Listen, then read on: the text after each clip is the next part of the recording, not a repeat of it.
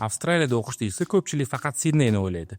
Lekin Sidneydan tashqari ham talabalarga juda qulay bo'lgan shaharlar bor. Masalan, Brisbane. Quyoshli, xavfsiz va yashash xarajatlari ancha-muncha arzon bo'lgan shahar. Bu yerda Queensland University of Technology bilan bir qatorda Griffith University va University of Queensland kabi kuchli universitetlar joylashgan. Ya'ni Sidneyga bog'lanib qolmasdan boshqa shaharlarni ham o'qish uchun yaxshilab o'rganib chiqish kerak. Brisbaneda tahsil olishni afzal ko'rgan yana bir o'zbek talabamiz QTga o'qishga ketyapti. Assalomu alaykum barchaga. Mening ismim Muzaffar. Men Samarqand viloyati Payariq tumanidanman. Yoshim 20 bo'lishiga qaramasdan, hozirda dunyo reytingida top 226-o'rinda turadigan Queensland University of Technology talabasi bo'ldim. Bu universitet Avstraliyaning gavjum shaharlaridan biri bo'lgan Brisbane shahrida joylashgan. Birinchi yil Foundation dasturida tahsil olaman va 3 yil bakalavrni biznes sohasida tahsil olaman. Bu oliygoh dunyoning yirik kompaniyalaridan bo'lgan Windows va BMW kompaniyalari bilan hamkorlik qiladi. Bu amaliyot o'tash uchun zo'r imkoniyat. Agar Sarik Queensland University of Technology'ning rasmiy hamkori sifatida menga barcha jarayonlarda professional tarzda yordam berdi. Agar siz ham menga o'xshab